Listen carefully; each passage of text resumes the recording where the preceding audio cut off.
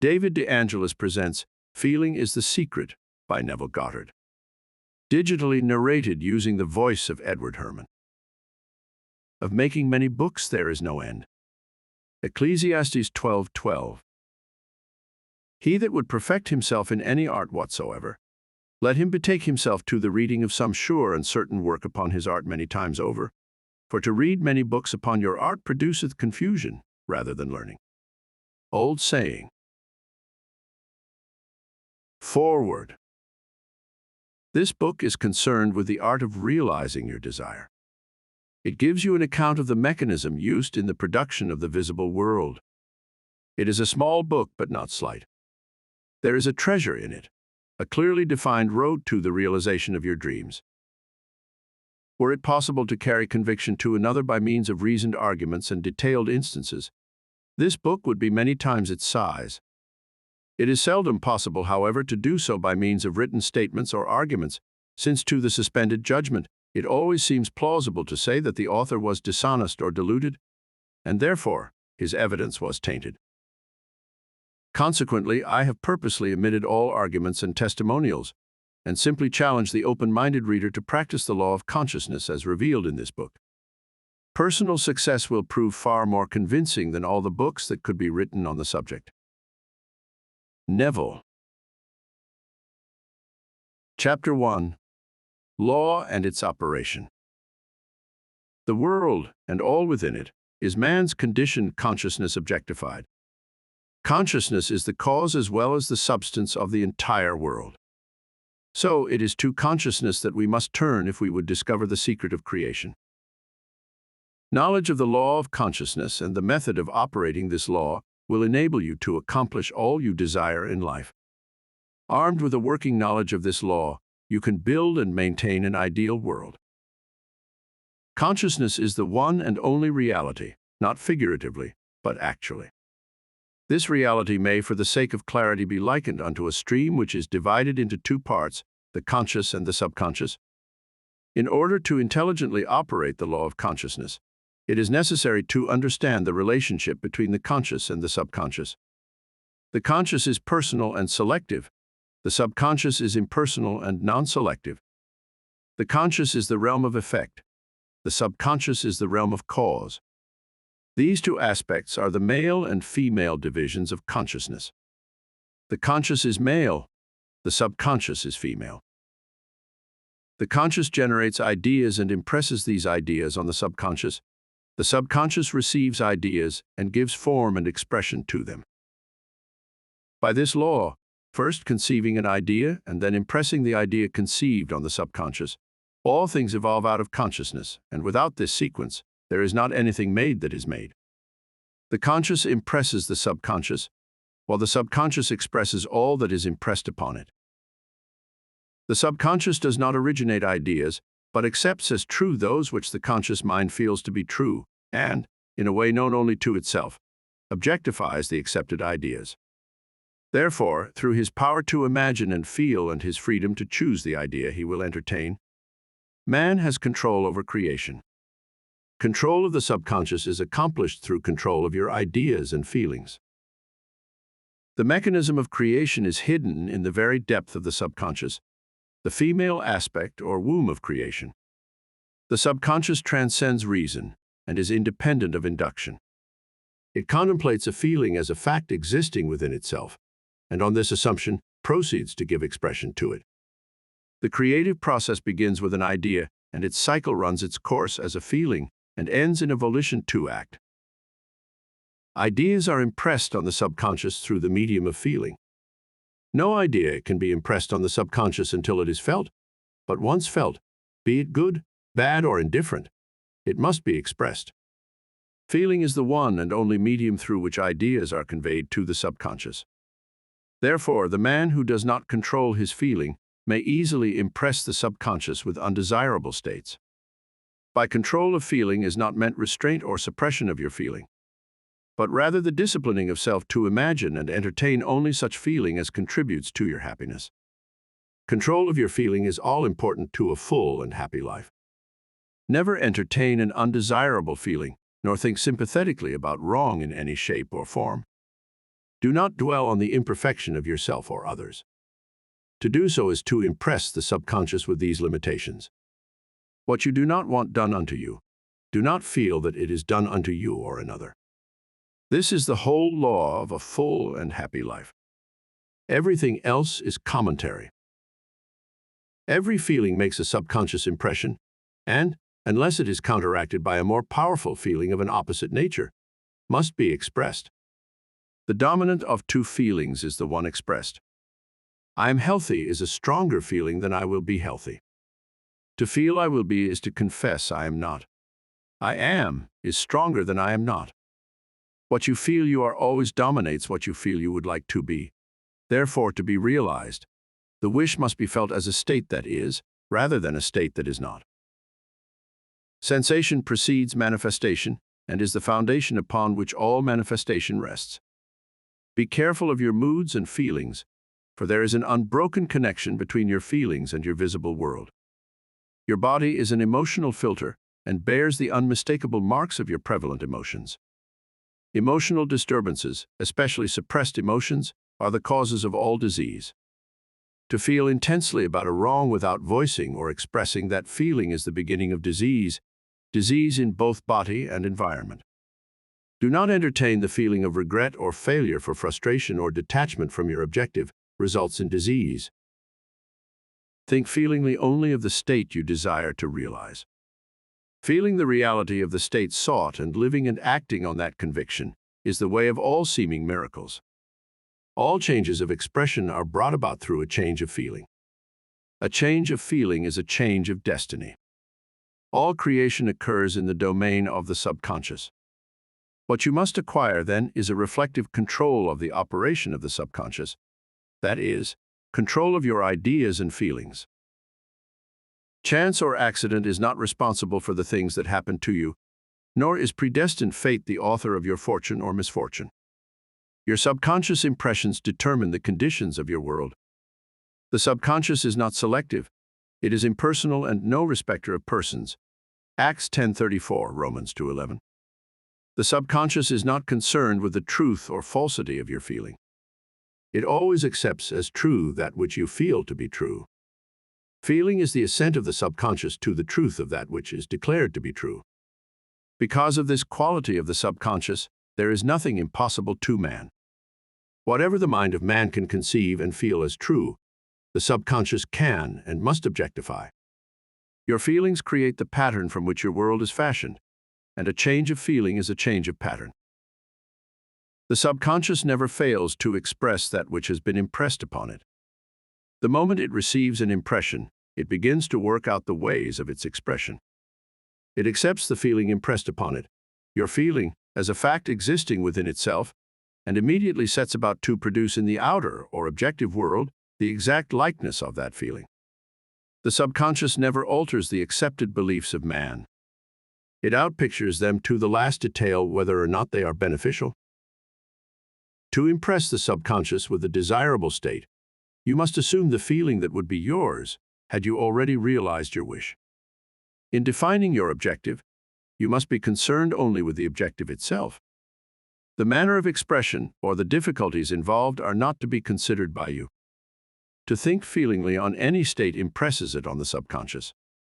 Therefore, if you dwell on difficulties, barriers, or delay, the subconscious, by its very non-selective nature, accepts the feeling of difficulties and obstacles as your request and proceeds to produce them in your outer world.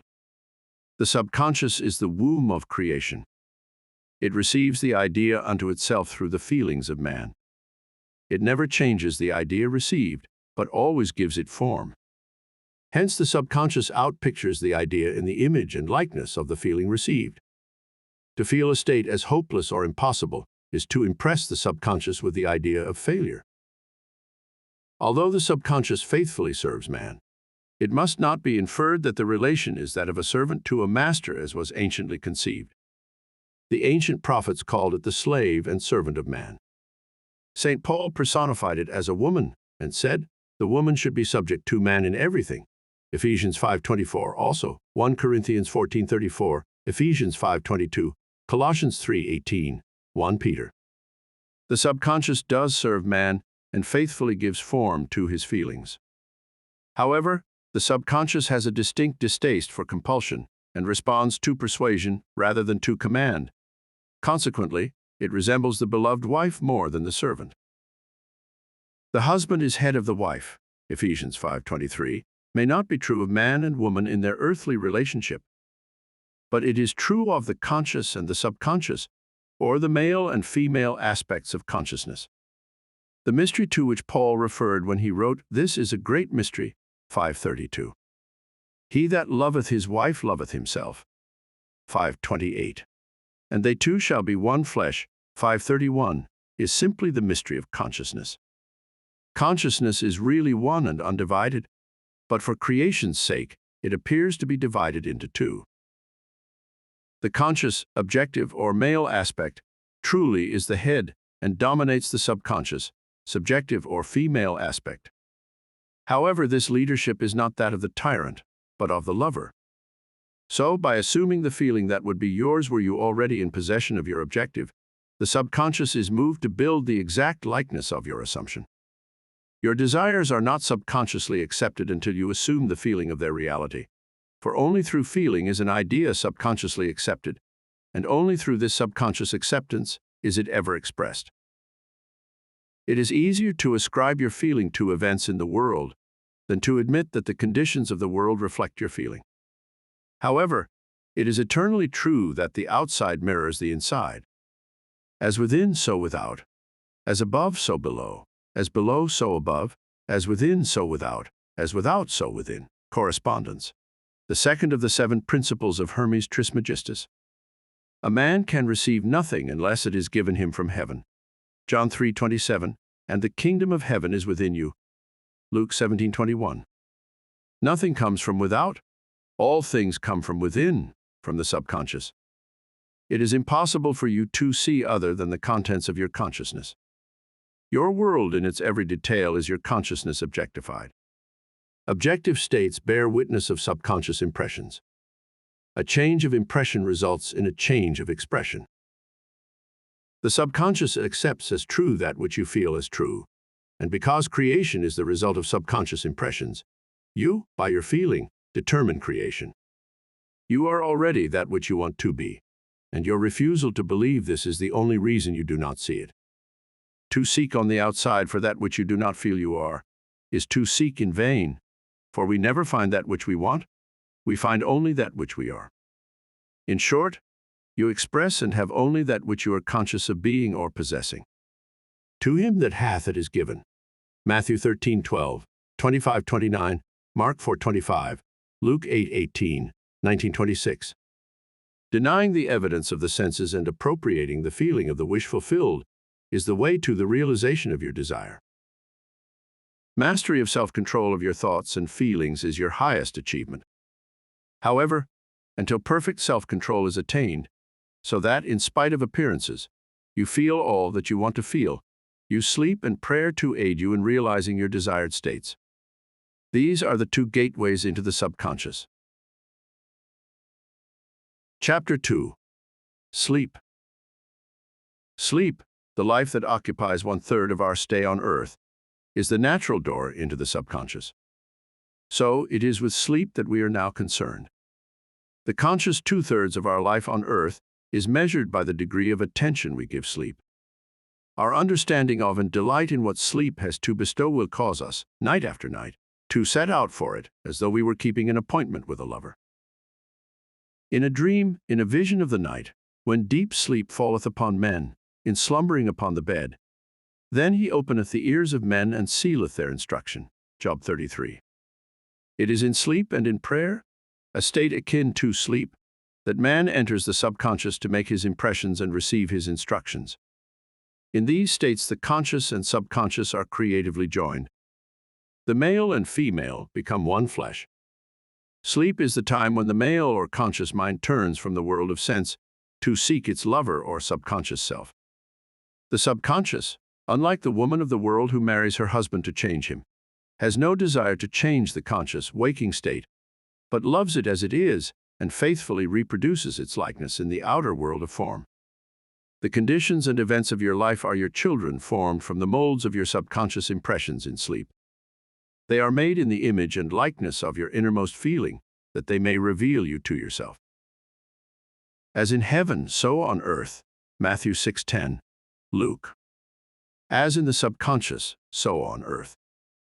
Whatever you have in consciousness as you go to sleep is the measure of your expression in the waking 2/3 of your life on earth. Nothing stops you from realizing your objective, save your failure to feel that you are already that which you wish to be, or that you are already in possession of the thing sought. Your subconscious gives form to your desires only when you feel your wish fulfilled. The unconsciousness of sleep is the normal state of the subconscious. Because all things come from within yourself, and your conception of yourself determines that which comes, you should always feel the wish fulfilled before you drop off to sleep. You never draw out of the deep of yourself that which you want. You always draw that which you are. And you are that which you feel yourself to be, as well as that which you feel as true of others. To be realized, then, the wish must be resolved into the feeling of being or having or witnessing the state sought. This is accomplished by assuming the feeling of the wish fulfilled. The feeling which comes in response to the question, "How would I feel were my wish realized?" is the feeling which should monopolize and immobilize your attention as you relax into sleep. You must be in the consciousness of being or having that which you want to be or to have before you drop off to sleep. Once asleep, man has no freedom of choice. His entire slumber is dominated by his last waking concept of self. It follows, therefore, that he should always assume the feeling of accomplishment and satisfaction before he retires in sleep. Come before me with singing and thanksgiving. Psalm, enter into his gates with thanksgiving and into his courts with praise. Psalm. Your mood prior to sleep defines your state of consciousness as you enter into the presence of your everlasting lover, the subconscious. She sees you exactly as you feel yourself to be. If, as you prepare for sleep, you assume and maintain the consciousness of success by feeling, "I am successful," you must be successful. Lie flat on your back with your head on a level with your body. Feel as you would were you in possession of your wish and quietly relax into unconsciousness. He that keepeth Israel shall neither slumber nor sleep. Psalm. Nevertheless, he giveth his beloved sleep. Psalm. The subconscious never sleeps. Sleep is the door through which the conscious waking mind passes to be creatively joined to the subconscious. Sleep conceals the creative act, while the objective world reveals it. In sleep, man impresses the subconscious with his conception of himself. What more beautiful description of this romance of the conscious and subconscious is there than that told in the Song of Solomon? By night on my bed I sought him whom my soul loveth. I found him whom my soul loveth. I held him, and I not let him go, until I had brought him into my mother's house, and into the chamber of her that conceived me.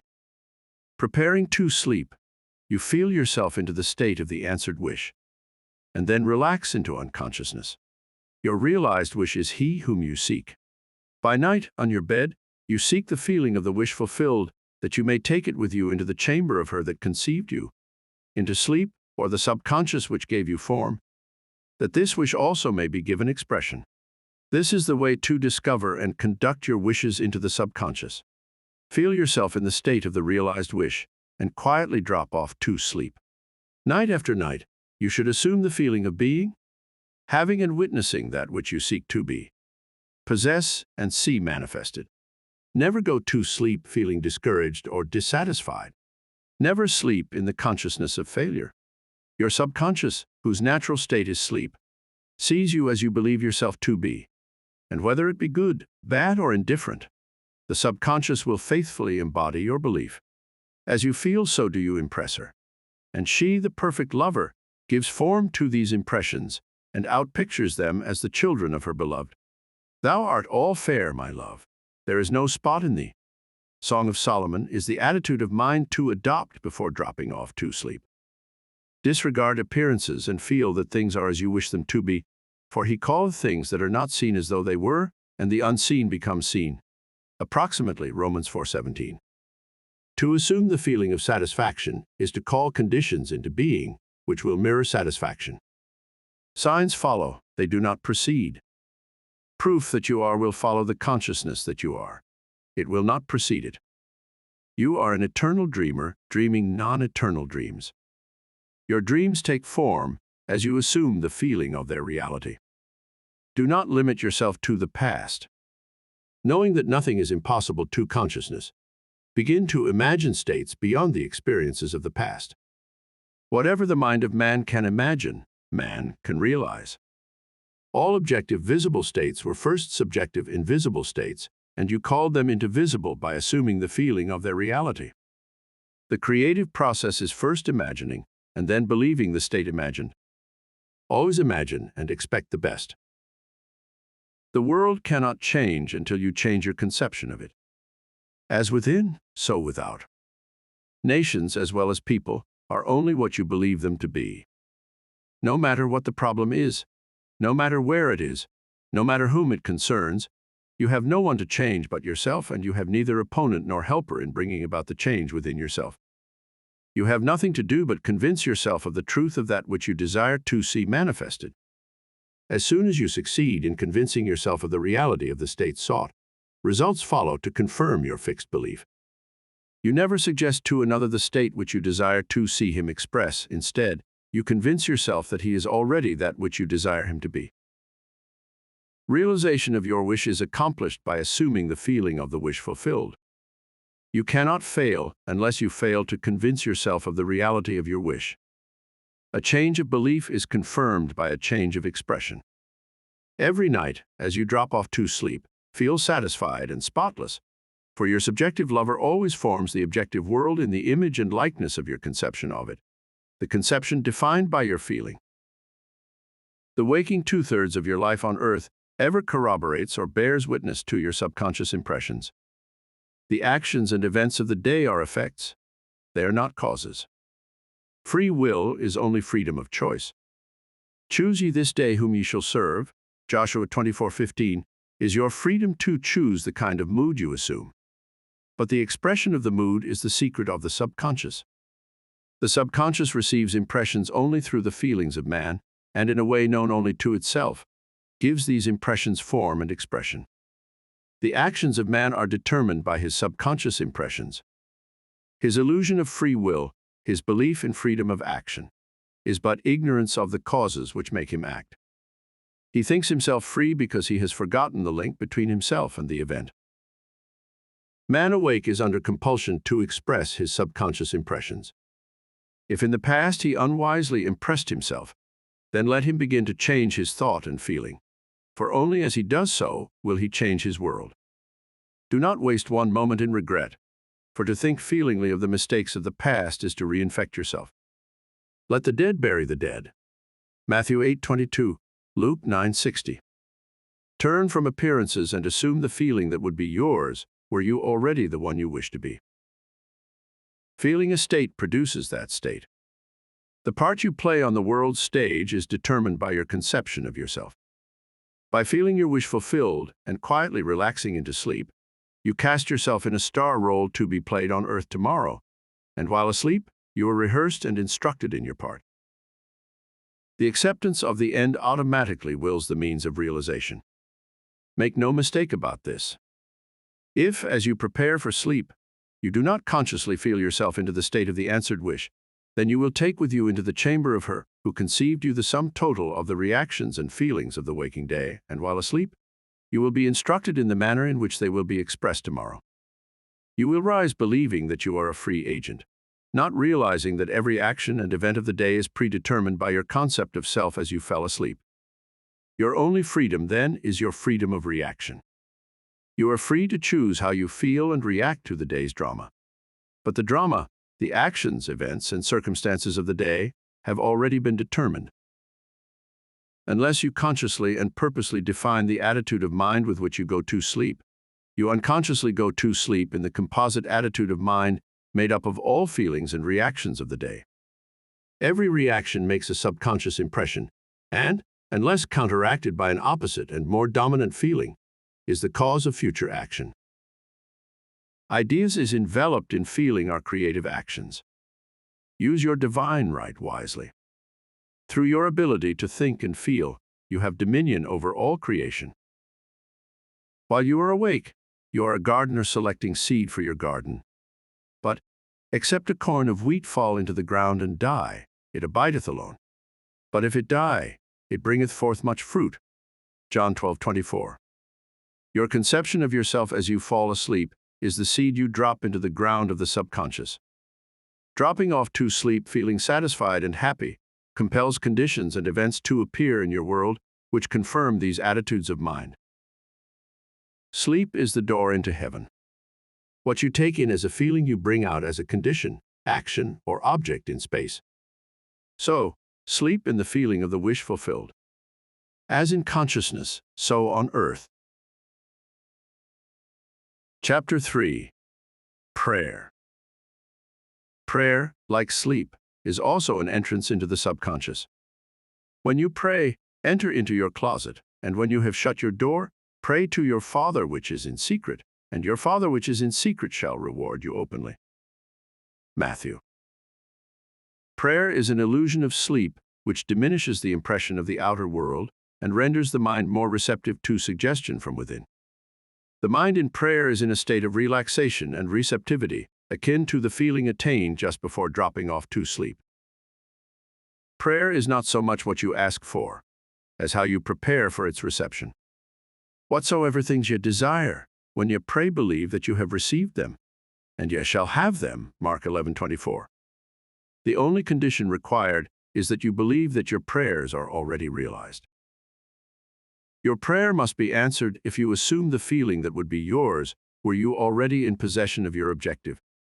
The moment you accept the wish as an accomplished fact, the subconscious finds the means for its realization. To pray successfully, then, you must yield to the wish, that is, feel the wish fulfilled. The perfectly disciplined man is always in tune with the wish as an accomplished fact. He knows that consciousness is the one and only reality, that ideas and feelings are facts of consciousness and are as real as objects in space. Therefore, he never entertains a feeling which does not contribute to his happiness, for feelings are the causes of the actions and circumstances of his life. On the other hand, the undisciplined man finds it difficult to believe that which is denied by the senses, and usually accepts or rejects solely on appearances of the senses. Because of this tendency to rely on the evidence of the senses, it is necessary to shut them out before starting to pray, before attempting to feel that which they deny. Whenever you are in the state of mind, I should like to, but I cannot, the harder you try, the less you are able to yield to the wish. You never attract that which you want, but always attract that which you are conscious of being. Prayer is the art of assuming the feeling of being and having that which you want. When the senses confirm the absence of your wish, all conscious effort to counteract this suggestion is futile and tends to intensify the suggestion. Prayer is the art of yielding to the wish and not the forcing of the wish. Whenever your feeling is in conflict with your wish, feeling will be the victor. The dominant feeling invariably expresses itself. Prayer must be without effort. In attempting to fix an attitude of mind which is denied by the senses, effort is fatal. To yield successfully to the wish as an accomplished fact, you must create a passive state, a kind of reverie or meditative reflection, similar to the feeling which precedes sleep. In such a relaxed state, the mind is turned from the objective world and easily senses the reality of a subjective state. It is a state in which you are conscious and quite able to move or open your eyes, but have no desire to do so. An easy way to create this passive state is to relax in a comfortable chair or on a bed. If on a bed, lie flat on your back with your head on a level with your body. Close the eyes and imagine that you are sleepy. Feel, I am sleepy, so very sleepy. In a little while, a faraway feeling accompanied by a general lassitude and loss of all desire to move envelops you. You feel a pleasant, comfortable rest and not inclined to alter your position, although under other circumstances you would not be at all comfortable. When this passive state is reached, imagine that you have realized your wish. Not how it was realized, but simply the wish fulfilled. Imagine in picture form what you desire to achieve in life. Then feel yourself as having already achieved it. Thoughts produce tiny little speech movements, which may be heard in the passive state of prayer as pronouncements from without. However, This degree of passivity is not essential to the realization of your prayers. All that is necessary is to create a passive state and feel the wish fulfilled. All you can possibly need or desire is already yours. You need no helper to give it to you. It is yours now. Call your desires into being by imagining and feeling your wish fulfilled. As the end is accepted, you become totally indifferent as to possible failure. For acceptance of the end wills the means to that end. When you emerge from the moment of prayer, it is as though you were shown the happy and successful end of a play, although you were not shown how that end was achieved. However, having witnessed the end, regardless of any anticlimactic sequence, you remain calm and secure in the knowledge that the end has been perfectly defined. Chapter 4. Spirit, Feeling. Not by might nor by power, but by my Spirit, saith the Lord of hosts. Zechariah. Get into the spirit of the state desired by assuming the feeling that would be yours, were you already the one you want to be. As you capture the feeling of the state sought, you are relieved of all effort to make it so, for it is already so. There is a definite feeling associated with every idea in the mind of man. Capture the feeling associated with your realized wish by assuming the feeling that would be yours were you already in possession of the thing you desire, and your wish will objectify itself. Faith is feeling. According to your faith, feeling be it unto you. Matthew 9:29. You never attract that which you want, but always that which you are. As a man is, so does he see. To him that hath it shall be given, and to him that hath not it shall be taken away. Matthew 13:12, 25-29, Mark 4:25, Luke 8:18, 19-26. That which you feel yourself to be you are, and you are given that which you are. So assume the feeling that would be yours were you already in possession of your wish, and your wish must be realized. So God created man in his own image. In the image of God created he him. Genesis 1:27. Let this mind be in you which was also in Christ Jesus, who being in the form of God, thought it not robbery to be equal with God. Philippians 6. You are that which you believe yourself to be. Instead of believing in God or in Jesus, believe you are God or you are Jesus. He that believeth on me, the works that I do shall he do also. John 14:12 should be, he that believes as I believe the works that I do shall he do also. Jesus found it not strange to do the works of God, because he believed himself to be God. I and my Father are one. John 10:30. It is natural to do the works of the one you believe yourself to be. So live in the feeling of being the one you want to be, and that you shall be. When a man believes in the value of the advice given him and applies it, he establishes within himself the reality of success. This recording of Feeling is the Secret by Neville Goddard was presented by David De Angelis. Sound recording copyright 2022 and produced by Deepsend Limited 2022.